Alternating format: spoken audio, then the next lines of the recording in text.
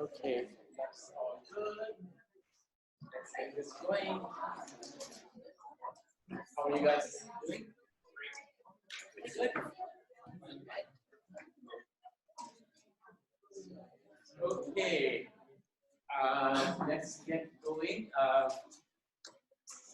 We'll start off today with the attendance so I can remember to do it. And also to get to the names. How are you guys doing? All of you okay? Yeah. As I set this up, I should probably point out a few things.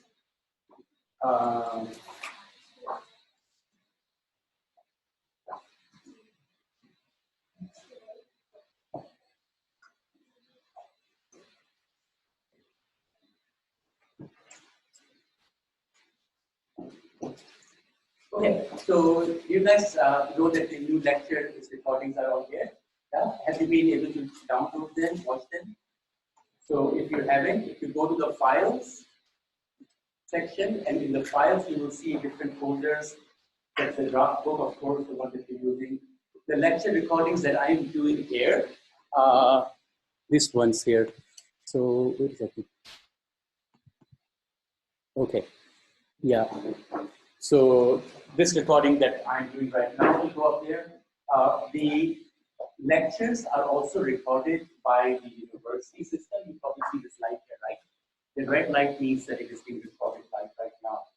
So, and that recording, the one that goes here, only records the PowerPoint. It does not record the whiteboard. So that's partly why I have to do my own recording. Okay. So this one here will have the lecture. These are the additional lectures. There will be 6 of them. There are 2 here already. And you will notice that these have the MP4 files, but it also comes with the PowerPoint and also additional resources. Now, these are in addition to the lectures that we have here. So, in a sense, some of the things that I talk about already will re-emphasize or represent, and then connect it more closely to your assignments. So, in a sense, the online series of lectures, especially because there are people in this class who are not present. So, in a sense, the online lectures that already is recording are going to be much more in alignment with your tutorials and also with your final assignments. Whereas in this lecture, we will reserve this time for larger discussions, but also moving on and into the future weeks, we'll get you guys to do more presentations and reporting on things as well. Okay, so I was saying that I wanted to give attendance before I forget this.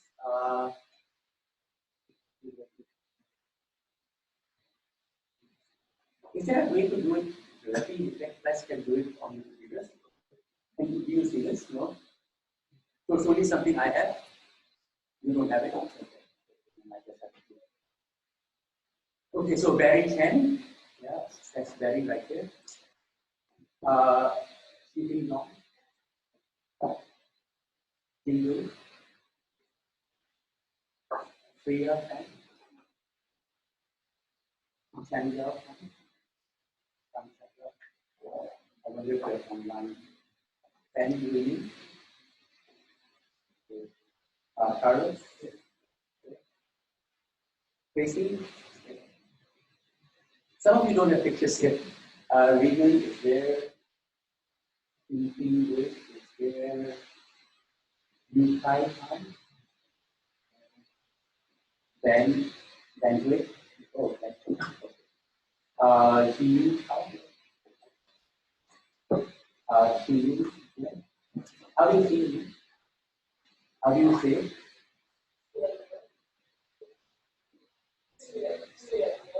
Okay. Yeah, okay. Yasir is there. Okay. Adrian is there. Yuki. Yuki, yeah. Claire. Eugene. Rachel. Kim. And Audrey. This has been very helpful because I've been seeing your posts on the LMS, but I don't recognize all the names. This is actually helpful. Melbourne, to get a sense of who is who. Melbourne, the hero.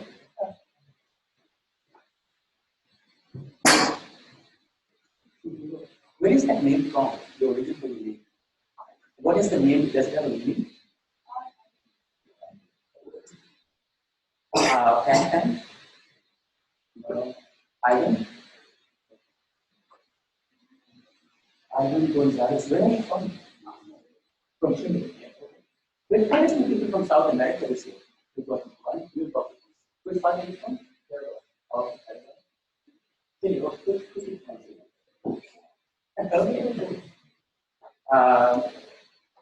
Grant, Mariana,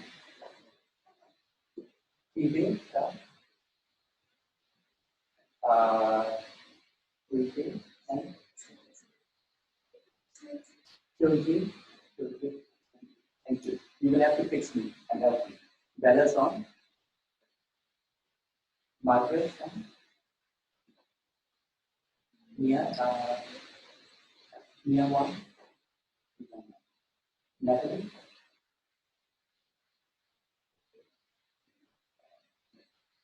Chan one. Wang Zhao. When is he from? Who is he? Julie, ye, Manjuan, online I've seen the video. Chunyan, Marina,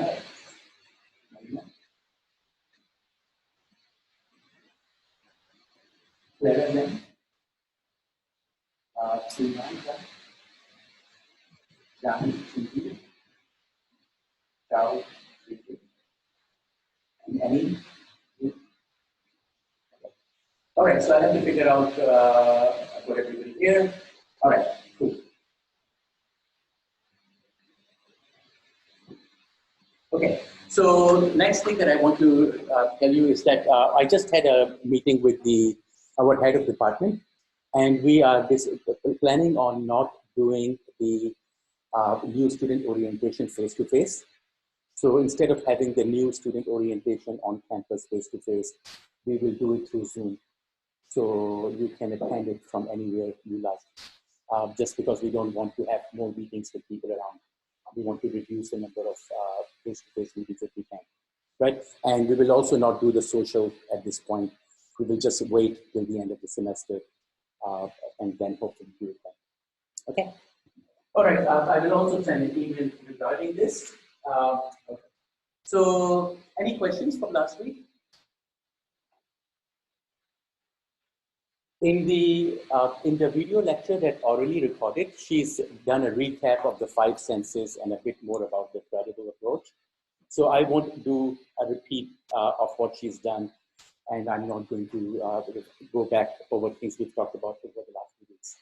Instead, I'm going to move us forward and talk a bit more about the way that we are going to design things in this class, but not just this class, but the whole degree as a whole, because I think it's important for you all to understand where you are situated within the larger context of a 2-year master's program, but also how this unit fits into the rest of it. We'll talk a little bit more about that. And then I'll give you examples of projects that I've been doing. I'll talk a lot more in detail about language travels in specific, about what it tried to do, what the goals of the project were, and how we are progressing with it. So that will be an example, in a sense, of a credible project that we want to talk about. All right, so I think I mentioned this a bit last week, and I know that in chapter 3 of the draft book, Lee Chen has documented some of this work as well, and talked about our approach to what we are doing and how we are doing it. In a sense, if you read chapter 3, you will get a summary of what we did in this class last year, right? In a sense, when you look through chapter 1 and 2 and 3, you will realize that essentially the whole book was being written essentially for this class. And all the examples that you have in the book are project examples from students who took this class last year. Now, the material that we are developing is still very basic and rudimentary. We are going to keep updating it, especially after this semester ends. We should have many more resources. But in addition to that, we will have more examples of projects from you guys, right? So you will have completed your projects, and we will hopefully include some of those projects into the final version of the book when we update it and expand it. So there's a thing, one of the things that the University of Sydney Department of Linguistics especially is known for is known for what is known as sometimes called Sydney School of Genre Theory.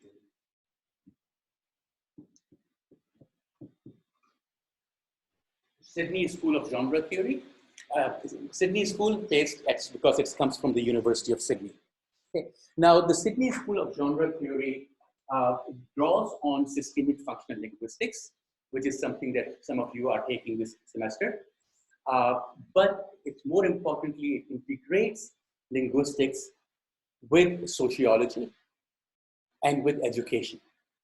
So a combination of language, education, and sociology put together sort of gives us what is known as the Sydney School of Genre Theory. Now, it has three major influences, as I said. So it comes from Halliday, and SFL, right? So that's the language dimension. So in terms of language, we are looking at systemic functional linguistics, drawing on understandings of language that are based on semiotics and not structure, looking at language as a text and not isolated sentences, right? So in most traditional approaches to linguistics or language that you're aware of, you study and look at sounds and words and lexical items and syntactic patterns and look at grammatical organization of sentences. SFL doesn't necessarily do that at all. It looks at language in terms of the context in which it is being used. And language is a text. It is not about a sentence or a word, but the whole text, everything that is uttered or said or written in a context, that whole thing is one text. And it is an analysis of the text, not of the sentence, right? So looking at how a text as a whole unit of expression works together to create the kind of meanings that people get from the text. And the text can be audio, it can be written or read, and our text can be combined with images, sounds, pictures, everything together.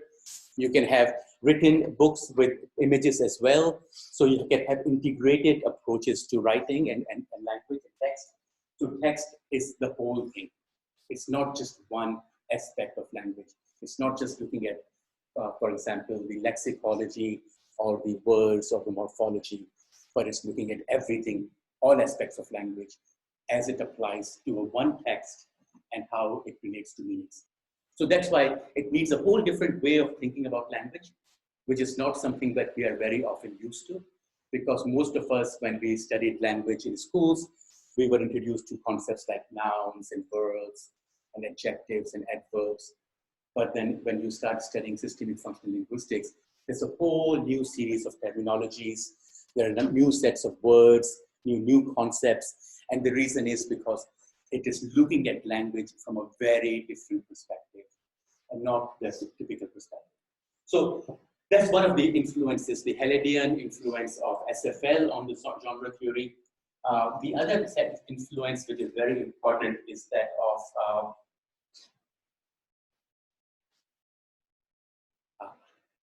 and my name is, oh yes, Bernstein. Basil Bernstein, who was a sociologist of education.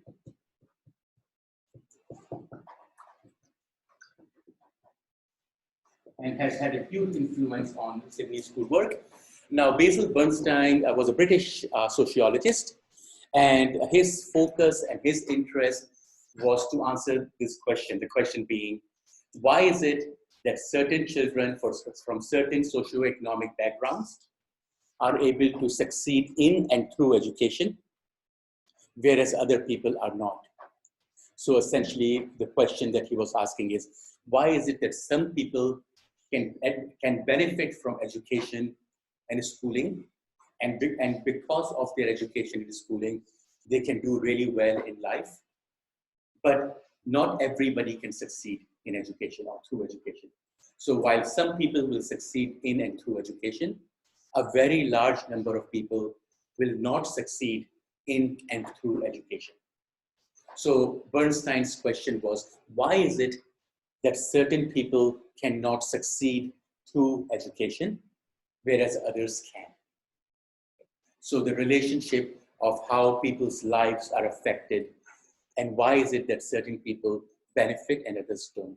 So essentially, it's looking at a sociological explanation or a sociological inquiry into education and the role of education to independence and success. Now notice, of course, it is coupled with linguistics. So it's not just looking at sociology, but it's language and sociology together. And the third and very important aspect of this is work by Vygotsky. Vygotsky, especially in what is known as socio-cultural theory.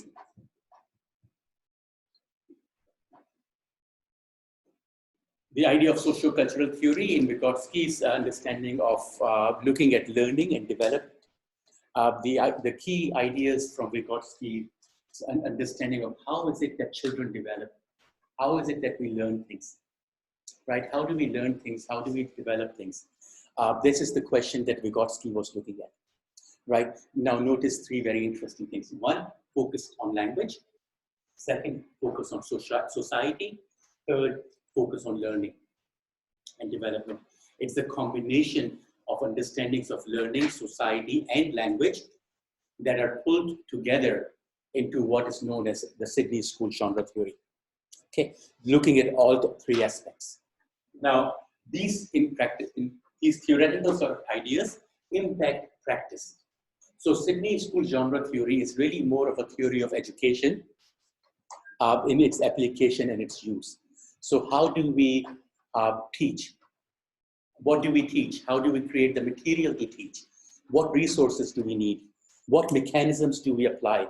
What sort of principles do we have in order to create an educational context and environment through which everybody, all children, all students in a classroom, regardless of their background, can all benefit and rise.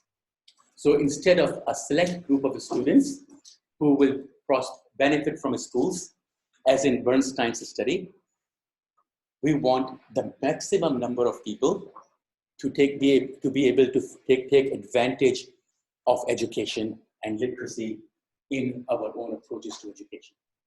Okay. That's extremely important for the kind of work we do.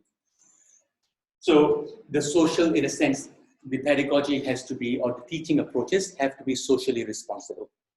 So instead of perpetuating differences in social classes, instead of trying to perpetuate the differences between the rich and the poor, our purpose is to question and try to change that, to make education work for everybody who engages in it.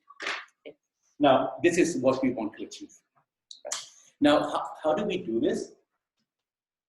In a practical sort of a way, we turn this into what we call the teaching learning cycle. Now, I introduced this to you last week towards the end of the lecture. Today, I will talk a little bit more about this. And as I said, in your third or your fourth semester of your studies, when you take educational linguistics, you will do much more of this work. In fact, this is when you will start using this kind of theory and work to develop your own material for your own teaching and projects. Okay, so what do we do in terms of applying it? We think about it in terms of when you observe people learn something. right? Let's see if you, certain things that you probably all have seen. Have you all seen children, very young babies, who learn to walk? When children learn to walk, what happens? Do they just walk one day all of a sudden? Is it like a child one day decides that, oh, I can stand up and walk? Is that what happens with children? No? What happens with children?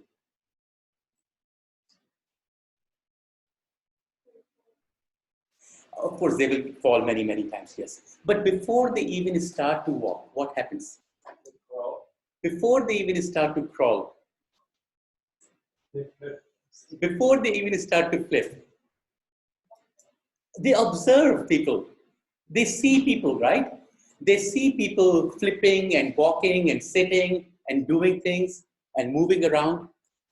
So before a child can flip or sit up or crawl, they see people moving.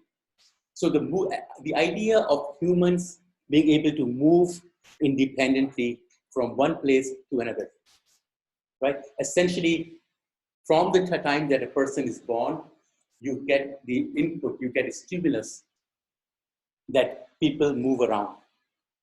Therefore, individuals that are human beings, we have an innate ability to be mobile, to be able to move from one place to another.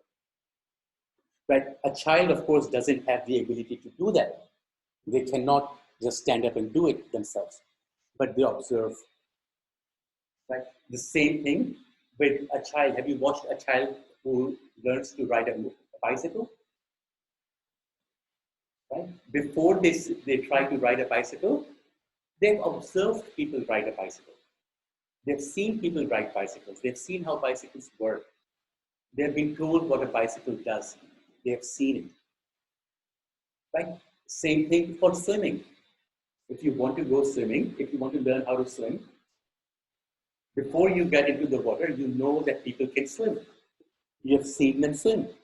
You have heard about people swimming, but you haven't done it yourself. Right? Now, what happens during this process of learning is something, if we can start to sort of abstract out and generalize some of the principles that apply in this kind of learning and development, then perhaps we can transfer that understanding to our own teaching. Right? So if we can understand, if we understand how is it that people learn, if we understand how people develop, then perhaps we can create conditions through which we can enable other people to learn certain things. Okay? Because we know we cannot do the learning for somebody else. I can't learn something for you.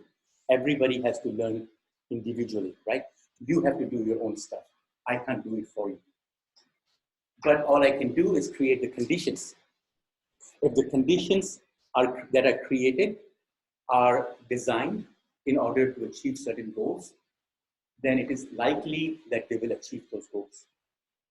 If you have no clear plan or agenda of what your goals are and how you want to achieve them, then guess what? You might still achieve them, but it's going to be out of luck. It's not a planned process, right? And it's likely that many people will not learn.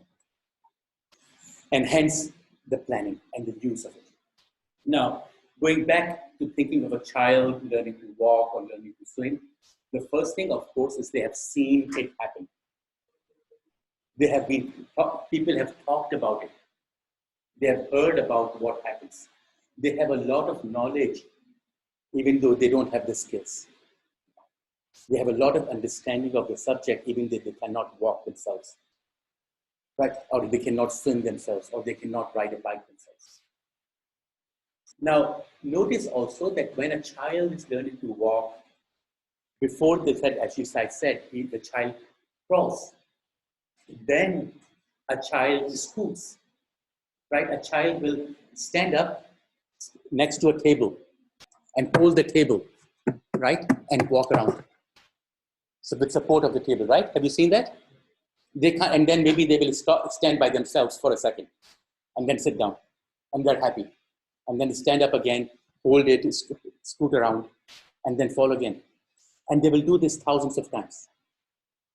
thousands of times, all day, all night. They just keep doing it until they master the act of walking. It's a very difficult act. It's not easy. It requires huge coordination between your muscles and your eyesight and everything else. But a child develops it. How?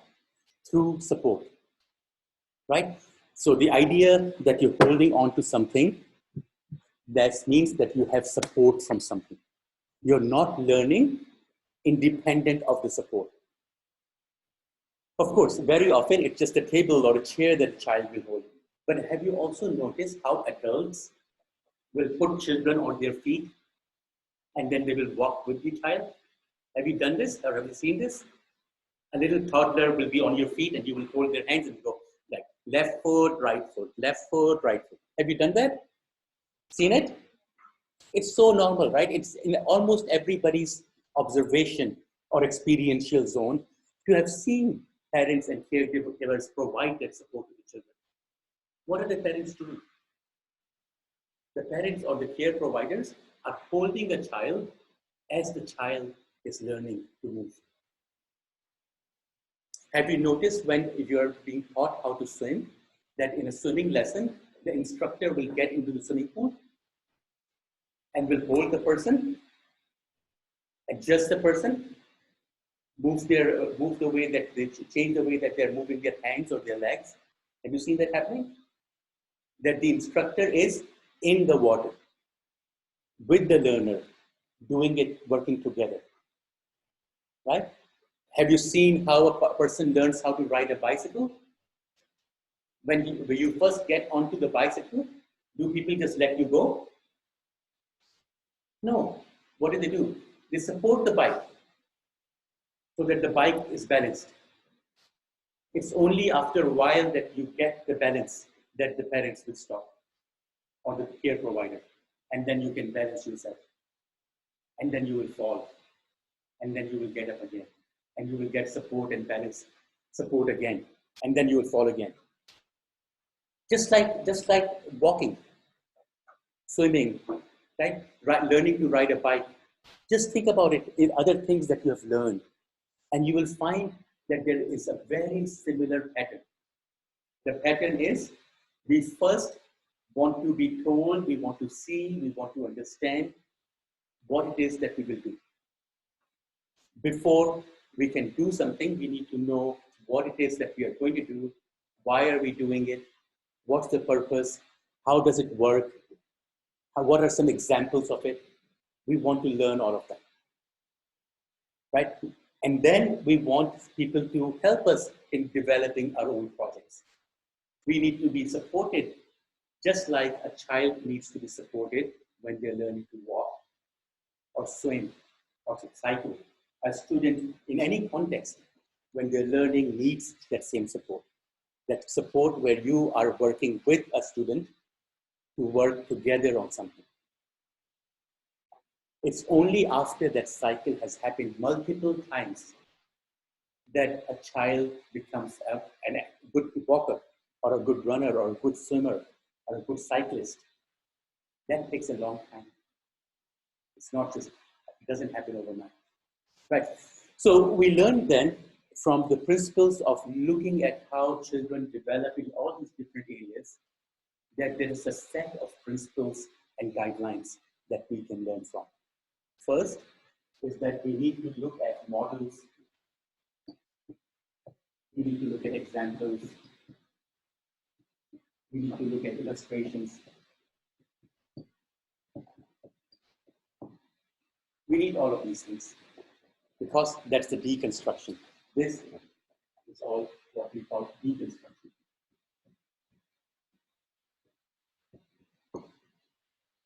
These are all the in-depth notes and details and everything else because we need to know first, right? Especially as adults, even for children, but definitely for adults, we need to know what we're doing. If we know what we're doing, then we can plan towards it. If we don't know what we're doing, then we are not sure where we're going or what we have to do. So deconstruction is the first step, giving examples, lots of examples. Examples, examples, examples. Knowing what it is, knowing what to do, knowing how to do it explicitly. Once you know this,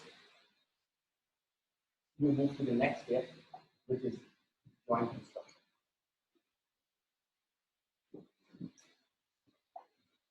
Joint construction is the idea that the parents or the care providers are holding a child's hand and walking with them. Or a swimming instructor is in the water with the person who's learning how to swim, helping them, working with them, right? Or a person who's helping you learn how to ride a bicycle is holding you and supporting you. That idea of jointly doing something together. Now notice, in a joint construction, there is one person or a group of people who have more experience, who have more training than others. So joint construction is not the same as saying peer work, right? Because peer work means it's the same level of experience, right? It's the same level of experience. None of you know. But in joint construction, some people have more experience than others. Some people have more knowledge and skills than others. And it is people who have those skills and that knowledge who will guide you. So it's a guided practice. So joint construction, you should think of it as guided practice.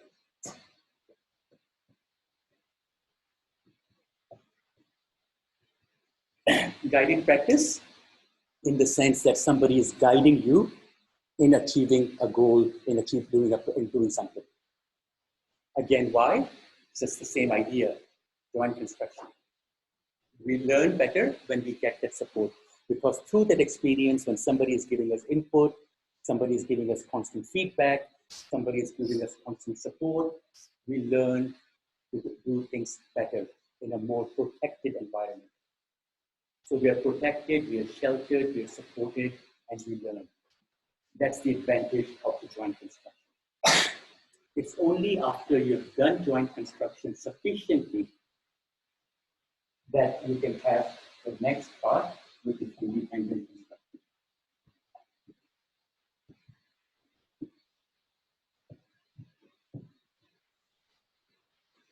And then this goes back. Now, in the way that we think about this, notice everybody gets the models and the input and the illustration. So nobody in this class, for example, will have an advantage over others because others don't know. Everybody should know. Why? Why will everybody know? Because we will tell everybody. We will share everything. All the resources, all the examples, all the illustrations are shared equally among every participant of this class. Everybody gets access to that information. We are not assuming that you should already have that information. Imagine if, as a postgraduate class, because some of you already, I know some of you have had linguistics before, but others have not. Right? How many of you studied at least one class in linguistics or language before? Oh, quite a few, right? But not everybody. Right? So if I assume that this is a postgraduate program in linguistics, and therefore everybody has taken at least a few classes in linguistics, and I start with that assumption, then you know what's going to happen? The class will be split right away. There will be a group of students who already have knowledge because they have taken quick courses in language before, and there's a group of students who have moved on. So essentially, I'm dividing the class into two groups, one which has knowledge and one that does not. Now, if I don't correct that,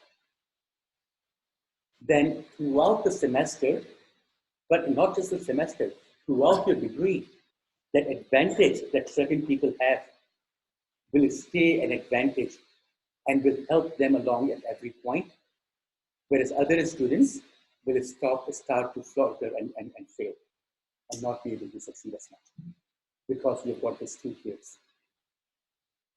Now, to balance that out, what we do is this. So remember, we started with definitions of language. What is language? What are some of the ways in which we will look at language? Why? Because as a class, we want everybody to share these definitions because we want to have that equal status as much as possible. A playing field which is equal and balanced. So you don't create those two classes of students, but have everybody work as together. And that's the power and the importance of group construction. Joint construction gives the practice. Without it, you are unable to do things. So in a sense, the project on fake news that you are all already started doing now, right? I can see your examples are coming on LMS, examples of literature, as well as examples of the posts themselves, right? You're starting to share information and ideas and things there. Why are you doing that? Because it's going to lead into the joint construction process, where you will create your own resources, right? So what we're doing, in a sense, is taking those baby steps. Just right, if you remember that the essay doing positive discourse analysis and the step-by-step processes, in a sense, what we are doing now is doing those steps. We identified a real-world problem. The real-world problem is fake news and people's inability to identify fake news and therefore be misinformed through media. This is a real-world problem. What are you going to do? You're going to try to address that problem somehow by designing something. In order to design it, first you, of course, have to understand what fake news is, right? And this is where you're connecting examples. So on the LMS, there's a ton of examples already, right? Of here's a fake news, here's an example of Facebook. This is how I know. This is how I know. Now, what we're doing is creating a database information set through which we are going to understand what fake news is and what people have done in order to achieve it. Then, during your tutorials, you will go through this material more carefully, analyzing it, evaluating it, understanding the nuances of how things are done. Through this, you will develop an understanding of how to create material. And then again, with your tutors and in group, you will create a set of resources. Now remember, none of this is graded. It's part of your learning. It's not assessed. You're not getting grades for this. Why? Because it's part of the joint construction. There is no point to give grades to anybody unless they have come to the stage of independent construction. So really, there is no grading or no marking for deconstruction and joint construction. I mean, you can give it if you want to, just to encourage people. But in terms of my ability to evaluate anybody's learning, I have to wait till this stage. The stage where you are doing things independently, the independent construction. Independent construction is what it means. You are doing things yourself. You are doing it. You are creating the project. You are doing it. In a sense, you can now demonstrate to us that you have understood deconstruction and joint construction, and you can apply those things that you learned here in your own project. Now, guess what happens in these sort of contexts? When a student or a group of students know what they have to do, they have been shown how to do it, guess what? When they are asked to do it, it's easy for them to do it. It's not easy, but they can do it. And typically, the students then get very high grades. It's not untypical, it's pretty typical for students in this class to get distinctions at least, if not high distinctions. Why? Because you know exactly what you're going to be marked on. You've done it before.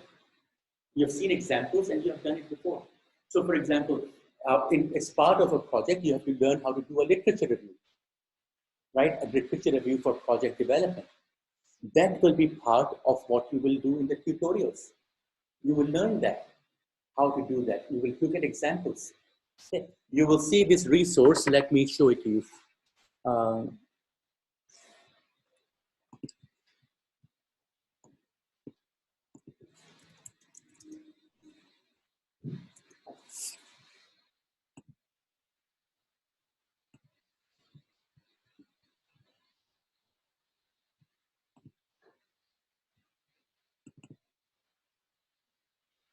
Okay, so I'm sharing this screen. So this one here, how to write a literature review for a project development. You can already start looking at this. But this resource, for example, oh, sorry, you can't see it.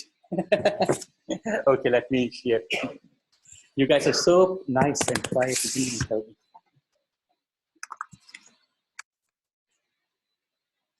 All right, so now you should be able to see this.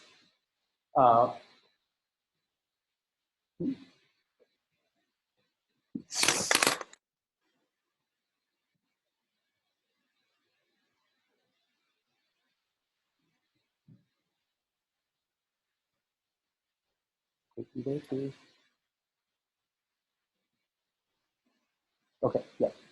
So how to write a literature review for project development.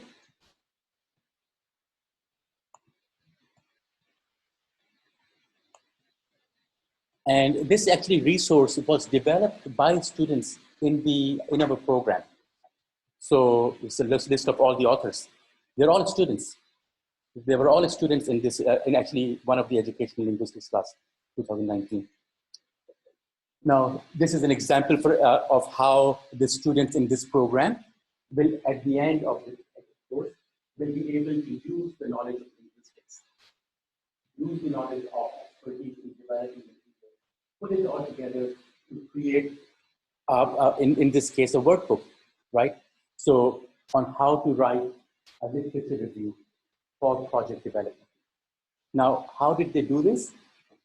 They analyzed examples of literature review and then use their understanding of the teaching learning cycle to convert that analysis into video. We will teach you, we will talk about how to do this later on in the program, not this. And here you will see the setup is, the objectives, destinations, types, and as you go through this workbook, you will see there's tons of activities. There's lots of activities and examples of how to do different things.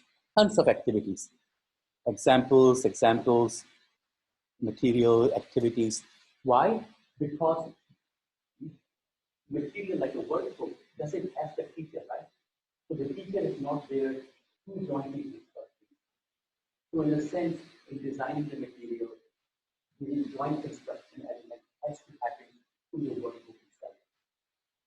Right? So the workbook does the reconstruction and the joint construction. That's why there's kind of. But it's the same principle. So the idea, reconstruction, joint construction, independent construction, it's something that you can do within your classroom setting, within your teaching, within your plans for any subject. Doesn't matter what you're doing, right? Or within material development. The idea of applying the teaching learning cycle and the genres into actual topics in the field. Okay, so today, and any questions? I've already been talking for a long time. Okay, let me move on then. I wanted to today share with you another example. So this, in a sense, I wanted to clarify what we will be doing and how we will do it. So you know what you're doing right now is a particular step within the teaching learning cycle. And you're still specifically focused at this point. What we're doing is essentially working on joint construction in terms of understanding and developing material for anti-fake news campaigns, right? But at the same time, we've been giving you examples, and today I want to give you another example of a project that I've been doing for a number of years now. Now, of course, remember, as people with different experiences, different expertise, different positions, we can do different kinds of projects. I organized a conference that I've been doing it for the last 15 years called the Free Linguistics Conference. This year, actually, the conference was in Brazil last year, and this year the conference will be in Ghana in West Africa. But anyway, part of that, I developed something called Language Travels. Now, Language Travels is an example of a project that can impact the future of languages in the ways that we engage with indigenous languages and mother tongues. In specific, it's a project that was developed to create an economy around language. right? So very often people, when you tell them, I've been saying this for a number of years, is that if you want to protect the language, then you have to create ways in which people can make money in and through their language. Because if you know that you can make money in and through your language, you will want to keep it. But if you feel that you cannot make money, or you cannot have a job, or you cannot do much with your language, and you have to learn somebody else's language, then guess what? You will abandon your language because you want to learn somebody else's language. For example, English, so that you get that. Right? So we have to figure out how to change that. And this is an example of a project where that's what we're trying to do. We are creating an economy through a community teaching people their own language. So we started off this project in Malacca, which is in Malaysia. It's a small town settled by the Portuguese about 400 years ago. So essentially, it became Malacca is a very important sort of spiritual location in the let's have a look at the world. This is almost always important. So when we're dealing with places in the world using sort of a subaltern approach, we always look at maps and locations. They're very important because they help you understand things that you cannot otherwise. For example, here, let's look at Malacca.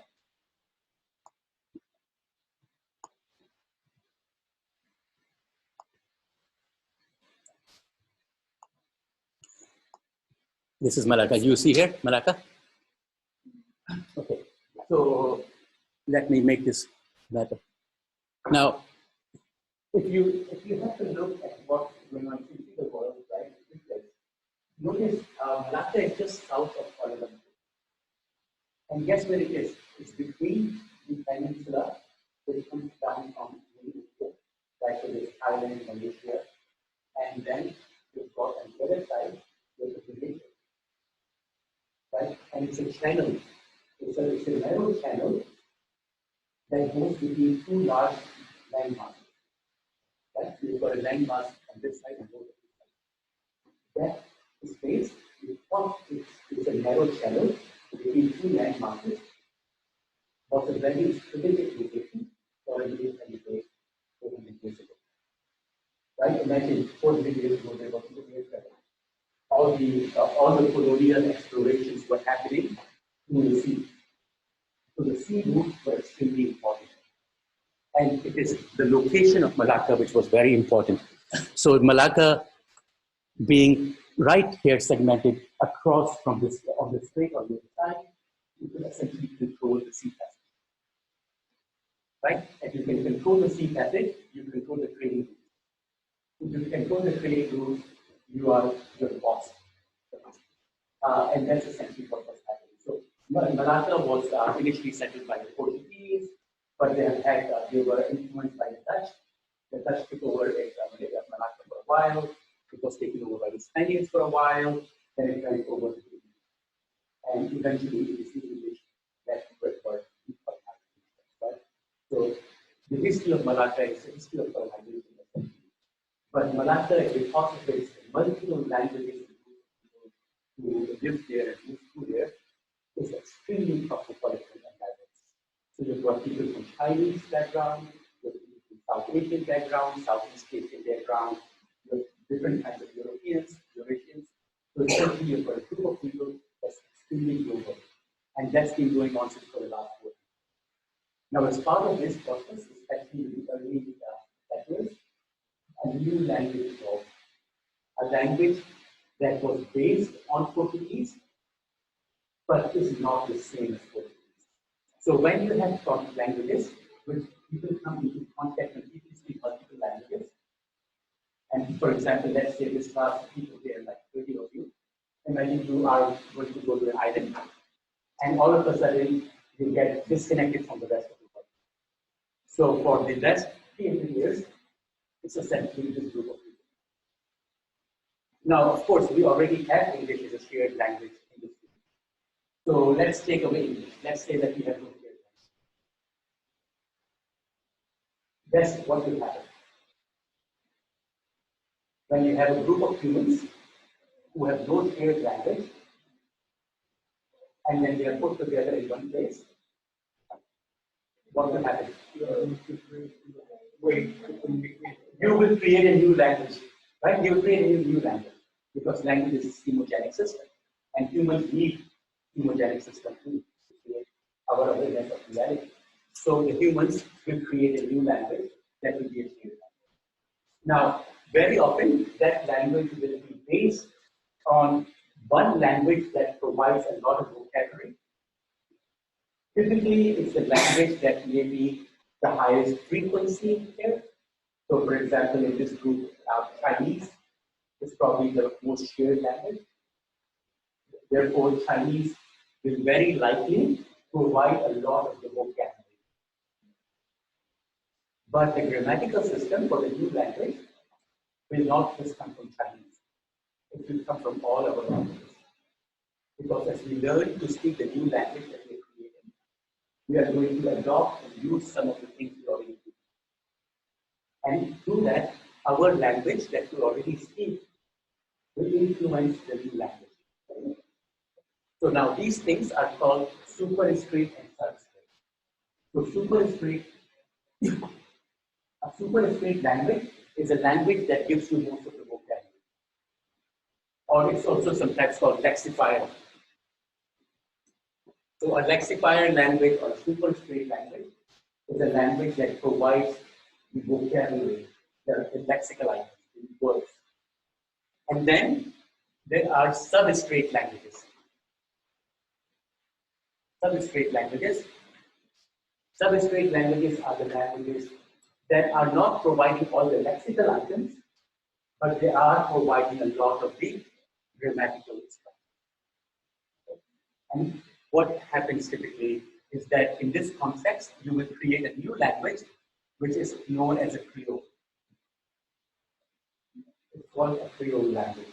So a Creole language is a language that emerges and evolves in a context where people do not have a shared language. Right? So for example, some Creole languages can be very important today. Some people argue that actually English itself used to be a Creole. People have argued that languages like Urdu, Hindi used to be Creole. Right? So it's not about the language. The Creole languages can be very different. It's just the need of Creole is more like looking at the evolution of a language. So in terms of the evolution of the language, you have people who come into contact when they don't have a clear language. So therefore, they must create a new language. Okay? So that's a Creole. Now, if this class of people, you guys stayed around and then, let's say, imagine you develop your own Creole language, and then you're stuck on the same island for hundreds of years. Guess what? People will start having children, right? When you have children, the children may learn the Creole as their mother tongue, because that's the only shared language. So the Creole language becomes the mother tongue of the children who are born in the country. Now, when that happens, we call it a pidgin language. Oh, sorry, a Creole language. That's it, yeah, the Creole language. So the children are learning the Creole language. Now, when the children learn the Creole language, it gets much more, it gets extended. It becomes a language which has a lot more functions, purposes. Why? Because the children are learning the Creole. So when the children speak and learn the Creole, the functions and the grammatical structure of the Creole will expand. And it evolves and it will change. That happens in almost all context situations.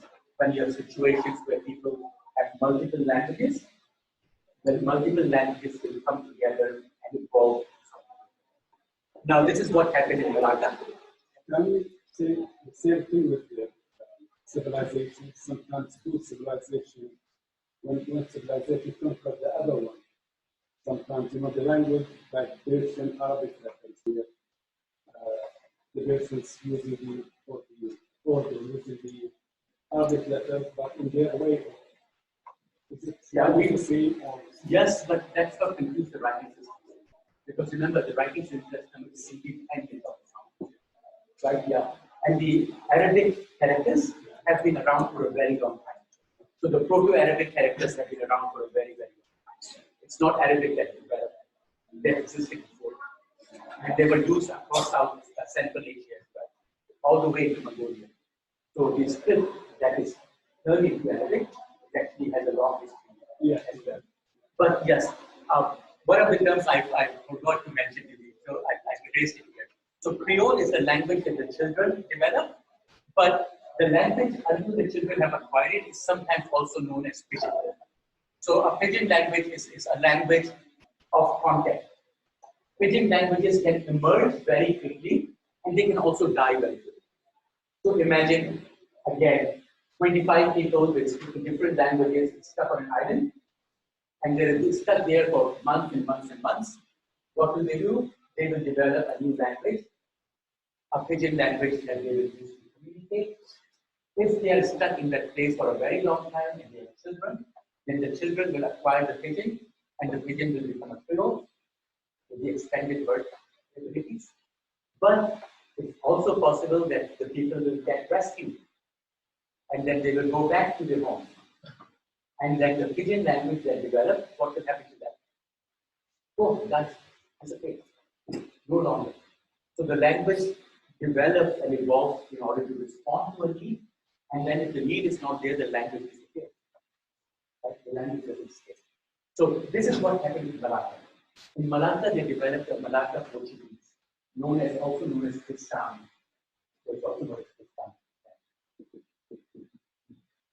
It is spoken by Eurasians, a group of people who are mixed Europeans, Southeast Asians, South Asians, Malay.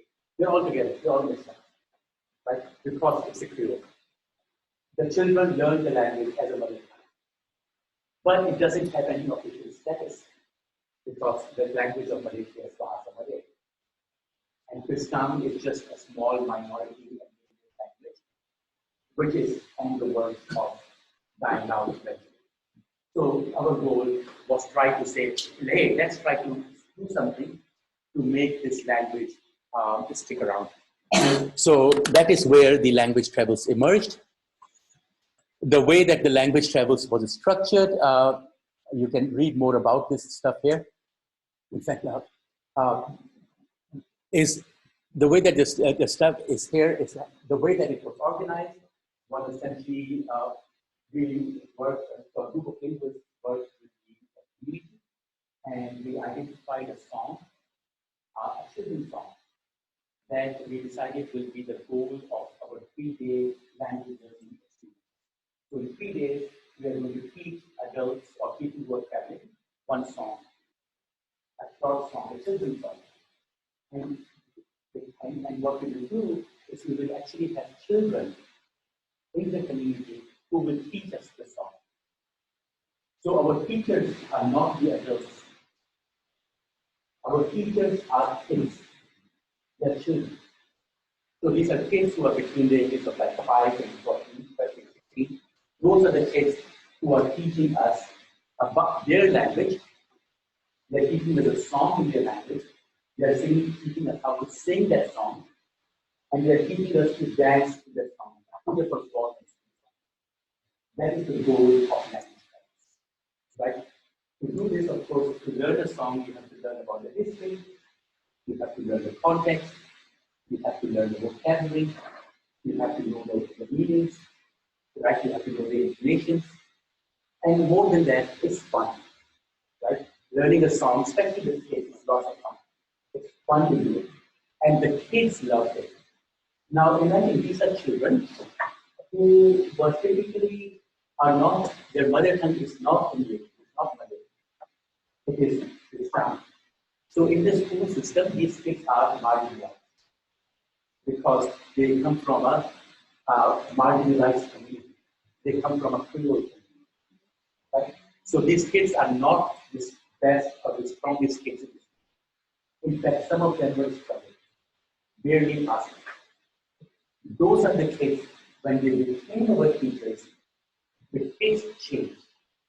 Instead of being shy and timid and not being vocal and not being able to participate in class and meetings, all of a sudden, when they became our teachers, They were the ones who heard.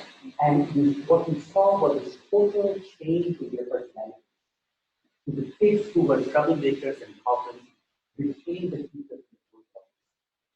Instead of learning English only or reading their mother tongue, they became interested in their own mother tongue. Why? Because they got pocket money, right? They got paid.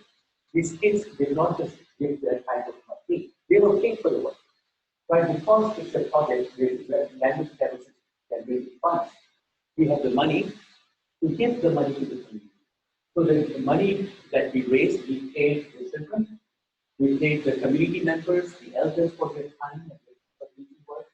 We paid the local women for food. So all the food was ordered from the community. They were paid for food. So essentially, except for the hotel and the transport, all the money that was generated went back straight to the community. So the money went to the community because of language. So in a sense, the community was able to show that they can use their language in order to make money for them. And because the children were involved, the children's motivation. So by engaging in this project, we created an opportunity to make money. That's created economy. And after this project that we ran with them, the Maratha community has done the same project in different projects.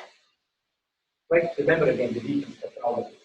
So the first SLC language service that Maratha did was a joint system because I worked with them. But then they are doing it independently. They are doing the project themselves now. They are creating, they are generating a source of income for their own community. Right? That's again, in a sense, a teaching learning cycle. But more importantly, it's an example of what we want to do. Of course, in this class, in this program, within a year's time, you guys can't do something that. But I want to show you this as an example of what can be done using language to create economies, to create jobs. Right? Imagine creating jobs. Linguists are not known to create jobs. But that's what we want to do. We want to do the jobs. Create the jobs for them. And the project was also a lot of fun. I'll just share a few videos and then I will end.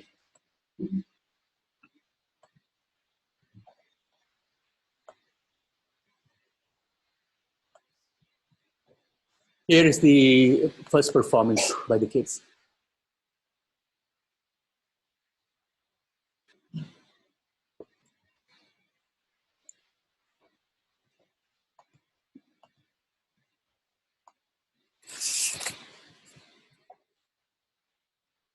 Oh, come on, again.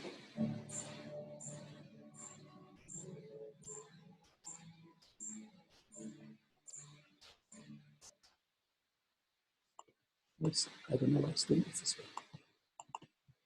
Anyway, let's see.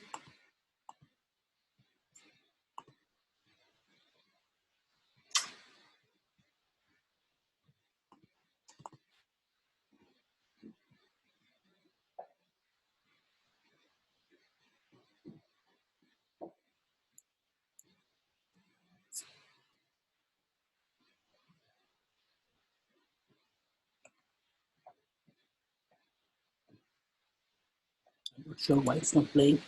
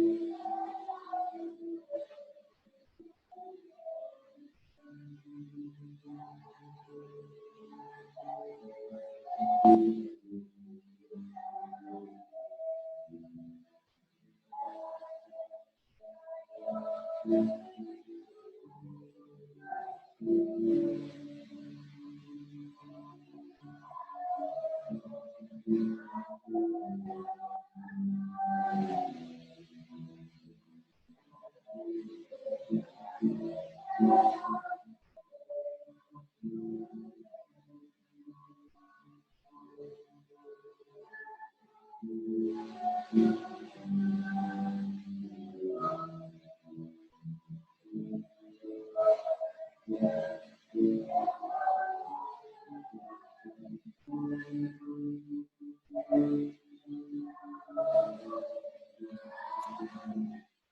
get the sense, right? You see that I'm just going to show you some of the pictures things. So you can see how it's the kids who are essentially, it's actually the kids who are doing all the teaching, all the running around. This is not working today.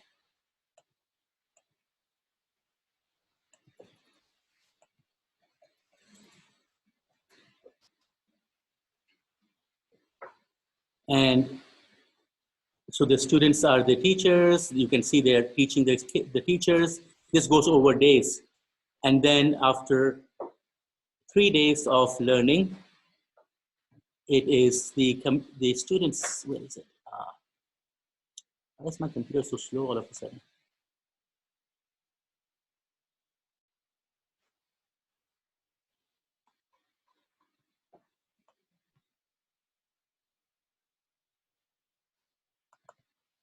Yeah, that's the Malacca place. You can see the Portuguese settlement.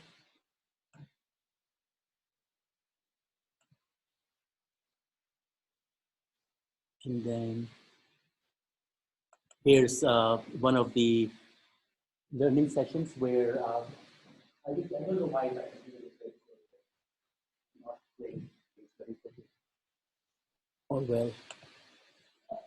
I won't show you the whole thing, but you can see how it's the kids inspecting the lesson in the green shirt, who is one of the who takes on the role of one of the main teachers, and he becomes, in a sense, the team leader for all the other teachers. And then he's constantly monitoring all the fellows, who are the students, and then he will leave this area, go to the side, he will consult with his colleagues, and then he will come back and he will develop taking strategies, he will correct the people to fix it.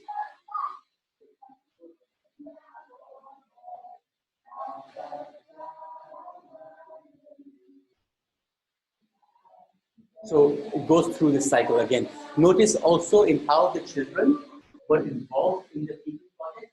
Notice the children did the deconstruction. And then the students and the teachers working on the drawing construction. Hence, the repetition of the same pattern again. So even in the project that we are building for language development, we keep this intact.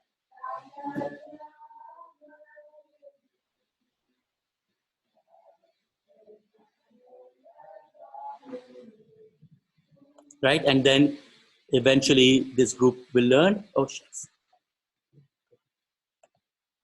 And then there's a very large program at the end.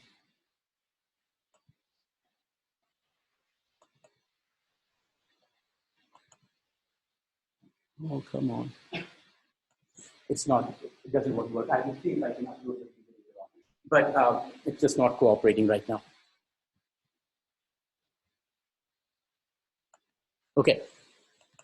So going back here. So this is, in a sense, an example of how you create projects using language as an example of how you can create the content.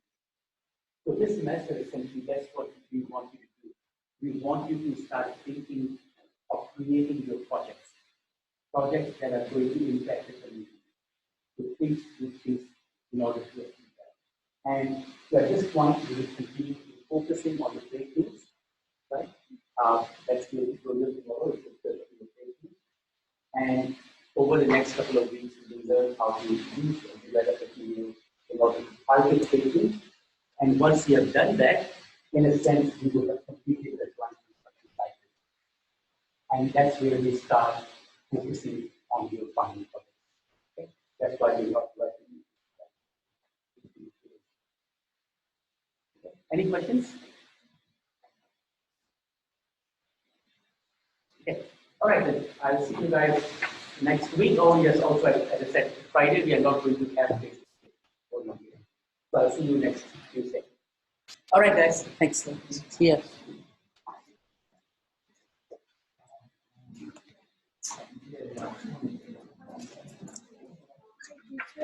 Yeah.